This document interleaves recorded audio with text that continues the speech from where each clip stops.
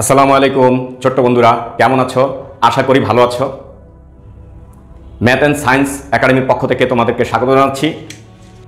আজকে আমি দেখাবো আয়তক্ষেত্রের ক্ষেত্রফল থেকে কিভাবে ত্রিভুজ ক্ষেত্রের ক্ষেত্রফলটা আসে এবং ত্রিভুজ ক্ষেত্রের ক্ষেত্রফল দিয়ে আমরা একটা বৃত্তের ক্ষেত্রফলটা প্রমাণ করব কাগজ কেটে। ক্লিয়ার? প্রথমে আমরা দেখি আয়তক্ষেত্রের, আমরা জানি যে আয়তক্ষেত্রের ক্ষেত্রফল হচ্ছে দৈর্ঘ্য গুণ প্রস্থ। এই দৈর্ঘ্য এবং প্রস্থ গুণ করলে এই টোটাল ক্ষেত্রফলটা পাওয়া যায়। ক্লিয়ার? এখন দেখি আমরা ত্রিভুজ ক্ষেত্রফলটা হাফ ইন্টু ভূমি গুণ উচ্চতা, এটা কিভাবে আসলো সেটাও দেখি।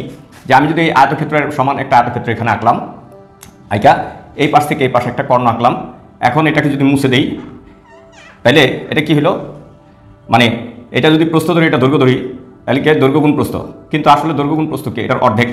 তাই এটাকে অর্ধেক যেহেতু নাই, এটাকে ভূমি, দৈর্ঘ্যকে ভূমি বলা হয় আর প্রস্থকে উচ্চতা বলা হয়, তাহলে এটা অর্ধেক। তাহলে এই দুটা গুণ করলে এটার অর্ধেক পাবো, এই জন্য অর্ধেক গুণ করা হয়েছে ভূমি এবং উচ্চতার সাথে। তাই এই ত্রিভুজ ক্ষেত্রের ক্ষেত্রফল হচ্ছে হাফ ইন্টু ভূমি গুণ উচ্চতা। ক্লিয়ার? আচ্ছা, এখন কথা হচ্ছে এই ত্রিভুজ ক্ষেত্রের ক্ষেত্রফলটা তোমরা মাথায় রাখো, হাফ ইন্টু ভূমি গুণ উচ্চতা। এটা দিয়ে আমরা এখনই তোমাদেরকে কাগজে বৃত্ত এঁকে ওইটা আমরা অসংখ্য ত্রিভুজ করব এবং ওইটা দিয়ে যে একটা বৃত্তের ক্ষেত্রফল সূত্রটা আমরা প্রমাণ করব যে কত হয়। ঠিক আছে?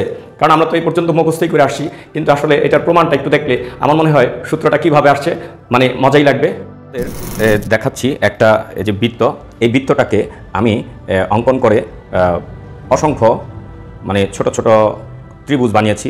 এটা যদি আরও ক্ষুদ্র করা যায় তাহলে এই যে এই পাশটা সোজাই হয়। এখন একটু কার্ভ, তারপরে সোজা, মনে করো এটা সোজাই। তাহলে আমি প্রত্যেকটা এই ত্রিভুজকে, এই ত্রিভুজ খণ্ডকে আমি যদি এই প্রত্যেকটা ত্রিভুজের কিন্তু এই বিন্দু থেকে, এই কেন্দ্র থেকে দূরত্ব কিন্তু সমান, তাই এটা হচ্ছে ব্যাসার্ধ, ব্যাসার্ধ হচ্ছে আর, এটা মনে রাখবা। তাহলে এই ব্যাসার্ধ হচ্ছে আর, ওকে। তাহলে এই ব্যাসার্ধগুলি আর, তাহলে ব্যাসার্ধকে আমি যদি ভূমি ধরি আর এটাকে এ, এই যে পরিধির পাশে যে এতটুকু অংশটা প্রত্যেকটার, এটাকে যদি আমি উচ্চতা ধরি, হ্যাঁ, তাহলে কি হয়, প্রত্যেকটা হাফ ইন্টু ভূমি গুণ উচ্চতা মানে আর গুণ এ, হাফ ইন্টু আর গুণ এ, তাহলে প্রত্যেকটাই হচ্ছে হাফ ইন্টু আর গুণ এ। তাহলে এইভাবে আমরা যদি হিসাব করি তাহলে হিসাবটা এখন আবার বোর্ডে দেখো হিসাবটা কিভাবে হয়। যে আমার হাতে যে এই যে এই বৃত্ত আমরা যে কেটেছি, এই বৃত্তটার প্রত্যেকটা অংশ আছে, এক একটা অংশ এক একটা ত্রিভুজ। তাহলে প্রত্যেকটা ত্রিভুজের হচ্ছে হাফ ইন্টু এ, মানে আর গুণ এ, ভূমি গুণ উচ্চতা আর গুণ এ। তাইলে এরকম আমরা কয়টা পেলাম, এমন হচ্ছে আমরা কয়টা পেয়েছি, এমন হচ্ছে কয়টা পেয়েছি সেটা আমরা দেখব। ওকে, এমন হচ্ছে আমরা পেয়েছি হচ্ছে একটা, দুইটা, 14, 15। ওকে, এই 15টা ত্রিভুজ আমরা পেয়েছি। পরিধির নাম দেই A1, A2। আমরা যদি এই যে অংশটা পেলাম, আমরা এরকম পেয়েছি, ওই বৃত্ত কেটে কেটে 15টা এরকম ছোট ছোট ক্ষুদ্রাকার ত্রিভুজ অংশ পেয়েছি। তাহলে এই কেন্দ্র থেকে এটার দূরত্ব হচ্ছে আর, সবারই সমান, এবং এই পরিধিটা নিয়েছি, এটাও কেটেছি সমান করেই। তারপর আমি এক একটা অংশের এক একটা নাম দিব, সেটা হচ্ছে এই পরিধিটা মানে হাফ ইন্টু ভূমি হচ্ছে আর উচ্চতা হচ্ছে এ। তাহলে এটা হচ্ছে A1 আর হাফ ইন্টু আর গুণ A2, তারপর একটা হাফ ইন্টু আর গুণ A3, এইভাবে ডট ডট ডট ডট করে চলবে। তাহলে আমি যদি এইখান থেকে আমি হাফ কমন যায় আর আর কমন যায়, তাহলে বাকি থাকে A1 plus A2 plus A3 plus dot dot dot, এইভাবে যেটা থাকবে সেটা হচ্ছে এটা কি, আমার এই বৃত্তের পরিধিটা, এটা থাকবে বৃত্তের পরিধিটা। ক্লিয়ার? আর তো এই কেন্দ্র থেকে এই পরিধি পর্যন্ত যে দূরত্বটা আর, কিন্তু এই পরিধি A1 A2 মানে A1 A2 A3 dot dot dot এরকম করে এই টোটাল পরিধিটা আমরা পাবো। ক্লিয়ার? তাহলে এই পরিধি, বৃত্তের যে পরিধিটা, এটা তো আমরা সূত্র জানি। এটা সূত্র কি ছোট বন্ধুরা? 2πr। ক্লিয়ার? তাহলে এটার পরিধি 2πr।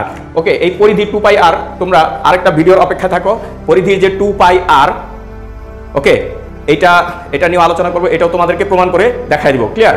ওকে, তোমরা এটা দেখো, হাফ ইন্টু আর এটা হচ্ছে ইন্টু দিলাম 2πr। ওকে, এখন আমরা দেখো ছোট্ট বন্ধুরা, আমরা এই 2 আর এই 2 কিন্তু কাটা চলে যায়। ক্লিয়ার? তাহলে কি থাকে, এই যে পাই আর এই আর দুইটা স্কোয়ার। তাইলে আমরা বৃত্তের ক্ষেত্রফল পাইলাম কি, পাই আর স্কোয়ার। ওকে, আর আমরা একক হচ্ছে যেহেতু গুণের মধ্যে আসছে, সেটা হচ্ছে বর্গ একক। বর্গ একক। ওকে, ওই আয়তক্ষেত্রের ক্ষেত্রফল একক ও বর্গ একক, এই তারপর ত্রিভুজ ক্ষেত্রের ক্ষেত্রফলও বর্গ একক। ক্লিয়ার? ওকে, তাহলে আমরা পেলাম কি একটা বৃত্তের ক্ষেত্রফল হচ্ছে পাই আর স্কোয়ার। ওকে, তাহলে আমরা পেলাম বৃত্তের ক্ষেত্রফল হচ্ছে পাই আর স্কোয়ার। আশা করি বুঝতে পেরেছ। ধন্যবাদ।